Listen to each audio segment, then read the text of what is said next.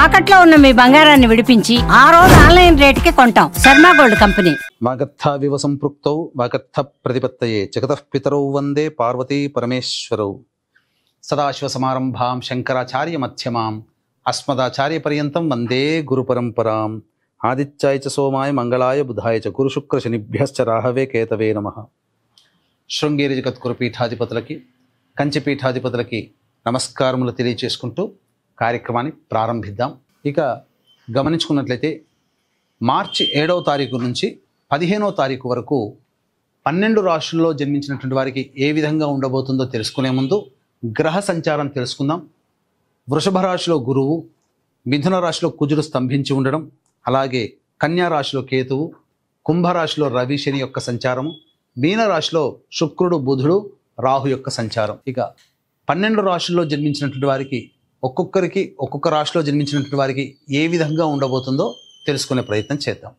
మార్చి 7వ తారీఖు నుంచి 15వ తారీఖు వరకు కన్యా రాశిలో జన్మించినటువంటి వారికి ఏ విధంగా ఉండబోతుందో తెలుసుకుందాం. ప్రధానంగా చూసుకున్నది కన్యా రాశి వారికి గురుబలం అధికంగా ఉంటుంది. అలాగే అన్ని గ్రహాల యొక్క ప్రభావం సంపూర్ణంగా యోగదాయకమైనటువంటి పరిస్థితి. అన్ని ఉన్న అల్లు నోట్లో శని అన్నట్టుగా ఈ కన్యా రాశి వారికి అంతా బాగుంది. ఈ 7వ తారీఖు నుంచి 15వ తారీఖు వరకు అసలు ఒక విధంగా చెప్పాలి అని అంటే అన్ని గ్రహాలు సంపూర్ణముగా యోగించేటువంటి పరిస్థితి. కాకపోతే సింహరాశిలో ఏర్పడుతున్నటువంటి చంద్రగ్రహణ ప్రభావం కొన్ని ఒడిదుడుకులు ఎంత యోగాన్ని ఇస్తున్నాయో ఆ యోగాన్ని కొన్నిసార్లు ఇబ్బంది పడేటువంటి పరిస్థితులు చంద్రగ్రహణ ప్రభావం వలన ఏర్పడబోతున్నాయి. కాబట్టి చంద్రగ్రహణ దోషం నుంచి బయటపడే ప్రయత్నం చేస్తే ఈ 7 నుంచి 15వ తారీఖు వరకు అన్ని రోజులు మీ రోజులుగానే చెప్పవచ్చు. ఎందుకు అనంటే గురువు యోగదాయకంగా, రవి శని శుక్ర రాహు బుధ యోగదాయకంగా, కుజుడు సామాన్యమైనటువంటి ఫలితాలు. కాకపోతే కుజుడిచ్చేటువంటిది ఎలా ఉంటుందనంటే మీలో అమితమైనటువంటి ఆత్మవిశ్వాసాన్ని ఇస్తాడు. తద్వారా అన్ని పనులలో మీదే విజయం అన్నట్టుగా ముందుకు సాగిపోతుంటారు. కాకపోతే ఇక్కడ ఈ కుజుని ప్రభావం వలన తొందరగా పాటు నిర్ణయాలు తీసుకోవడం, తద్వారా కొన్ని విషయాల్లో అవగాహన లోపం వల్ల చేతికిల పడతారు. అంటే సరైనటువంటి నిర్ణయాలు తీసుకోలేకపోతారు దుందుడుకు స్వభావం వలన. కానీ ముఖ్యంగా నిరుద్యోగస్తులకి మాత్రం సంపూర్ణమైనటువంటి యోగ కాలంగా చెప్పవచ్చు. ఉద్యోగం లభించి తీరుతుంది, అందులో సందేహం లేదు.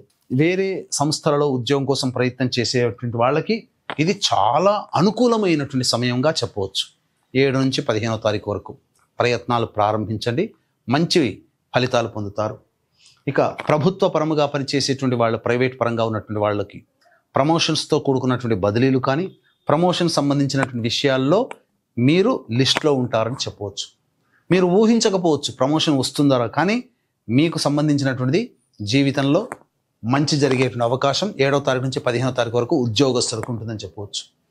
ఇక వివాహ సంబంధమైనటువంటి విషయాలు ప్రస్తావనకు వస్తే చక్కగా ప్రయత్నాలు ప్రారంభించండి, వివాహ సంబంధాలు కుదురుతాయి, అన్ని రకాలుగా యోగదాయకంగా ఉంటుందని చెప్పవచ్చు. సంతానాన్ని కోసం ఎదురు చూసేటువంటి వ్యక్తులు మాత్రం కాస్త వేచి చూడక తప్పదు ఈ విషయంలో మాత్రమే చెప్పవచ్చు. ఇక విదేశీ యానము, విదేశీ విద్యకు సంబంధించి చేయు ప్రయత్నాలన్నీ కూడా కొలిక్కి వస్తాయి. కోరుకున్నటువంటి యూనివర్సిటీలో మీకు ప్రవేశం లభిస్తుంది.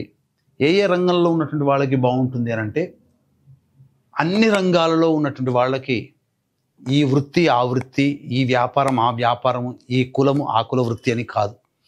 వృత్తి ఉద్యోగ వ్యాపార రంగాల్లో అందరికీ కూడా కన్యా రాశి వారికి చాలా యోగదాయకంగా ఉంటుంది. మరి గురువుగారు అన్ని రంగాల్లో బాగుంటుందని అంటున్నారు, అసలు ఇబ్బందే ఉండదా, ఇంకా తిరుగంటూ ఉండదా అని చెప్పి ఆలోచించే వాళ్ళు కూడా చాలామంది ఉన్నారు. ఇవి గ్రహాల యొక్క స్థితిగతులను బట్టి మనం చెప్పేటువంటిది.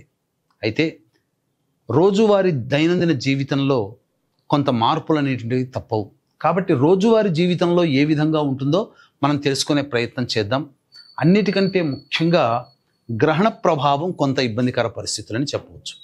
కాబట్టి ముఖ్యంగా రోజువారీ దినచర్యలో భాగంగా చూసుకున్నట్లయితే 7వ తారీఖు, ముఖ్యంగా 7వ తారీఖు రోజున సంతాన మూలకముగా సమస్యలు ఖర్చులు పెరుగుతాయి, సంతానంతో విభేదాలు ఏర్పడతాయి. అలాగే ఎన్నాళ్ళ నుంచో ఎదురు చూస్తున్నటువంటి ఆస్తి వివాదాలకు సంబంధించినటువంటి ప్రయత్నాలు ఒక కొలిక్కి వస్తాయని చెప్పవచ్చు.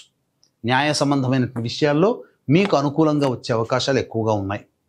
8, 9 మరియు 10, 11 ఈ 4 రోజులు మీరు మీవే అని చెప్పవచ్చు. ఇంకా మీకు తిరుగంటూ ఉండదు. అన్ని విధాలుగా అన్ని రంగాల్లో ఉన్నటువంటి వారికి మంచి జరగబోతుంది. ఉద్యోగ సంబంధంగా ఎదురు చూసేటువంటి వ్యక్తులు శుభ సమాచారం 8, 9 తారీఖుల్లో ఎదుర్కొంటారు. తద్వారా ఆనందకరమైన జీవితాన్ని పొందుతారు. రాని బాకీలు వసూలవుతాయి. మీ ఖర్చులకు మించిన ఆదాయం లభించడము, అలాగే అన్ని విధాలుగా యోగదాయకంగా కుటుంబ సభ్యులతో సంతోషంగా గడుపుతారు.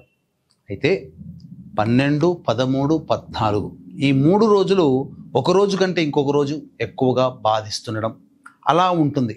14వ తారీఖుకి పీక్ స్టేజ్లో ఉంటుంది. కాబట్టి మానసికమైన ప్రశాంతత ఈ 3 రోజులు ఉండదు. గ్రహణం కూడా ఏర్పడుతుంది. రాశి నుంచి చూసుకున్న అనుకూలంగా లేని రోజులే ఈ 12, 13, 14.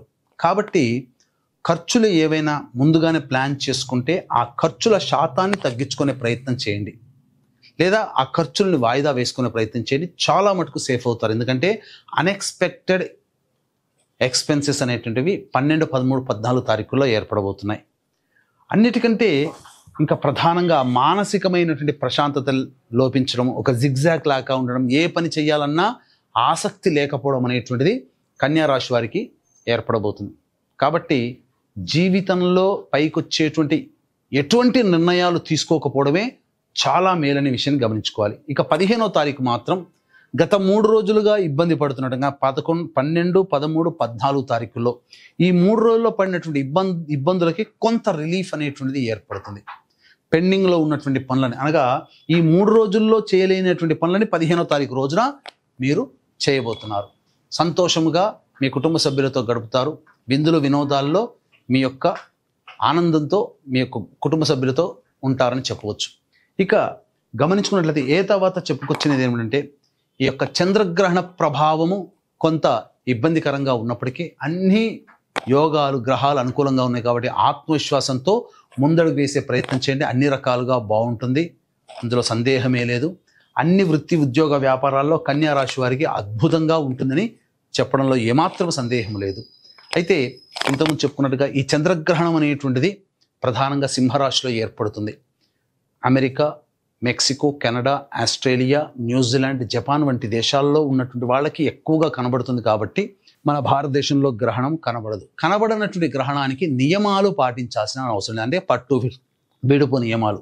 కానీ ప్రపంచవ్యాప్తంగా ఎక్కడ ఉన్నప్పటికీ కూడా మేష, వృషభ, కర్కాటక, సింహ, కన్య, వృశ్చిక, ధనుస్సు, మకర, కుంభ రాశుల్లో జన్మించినటువంటి వారికి ఈ గ్రహణ దోష ప్రభావం అధికంగా ఉంటుంది. కాబట్టి ఈ యొక్క చెప్పినటువంటి మేష, వృషభ, కర్కాటక, సింహ, కన్య, వృశ్చిక, ధనుసు, మకర, కుంభ రాశుల్లో జన్మించినటువంటి వారికి గ్రహణ దోష నివారణ హోమాలు 14వ తారీఖు రోజున పర్ హెడ్ 2100 రూపాయలకి పొద్దున 9 గంటలకి ప్రారంభమవుతాయి. అవకాశం ఉన్న వాళ్ళు కార్యక్రమ తదనంతరం కాంటాక్ట్ చేసి మీ గోత్రనామాదులు నమోదు చేసుకోవచ్చు. దీని ప్రభావం వలన కొన్ని సమస్యలు భవిష్యత్తులో పెరుగుతాయి. కాబట్టి దేవతానుగ్రహాన్ని పొందితే సమస్యలు శాంతింపబడతాయని చెప్పవచ్చు.